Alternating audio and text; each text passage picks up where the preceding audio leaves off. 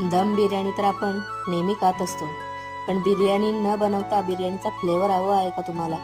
हवं असेल तर आजचा व्हिडिओ शेवटपर्यंत नक्की पहा। आज आपण बनवणार आहोत मस्त चमचमीत दम चिकन। अर्धा किलो चिकन घ्यायचं आहे। त्याच्यामध्ये हळद, आगरी मसाला, गरम मसाला, बिर्याणी मसाला हे सर्व मसाले घालून घ्यायचे आहेत। चवीपुरतं मीठ, आलं, लसूण, हिरवी मिरची, कोथिंबीरची पेस्ट घालून घ्यायची आहे। त्याच्यानंतर तळलेला कांदा हा सुद्धा घालून घ्यायचा आहे। 1 वाटी दही घालून घ्यायचं आहे। हे सर्व मिक्स करून चांगला अर्धा ते पाऊण तास मुरत ठेवायचा आहे।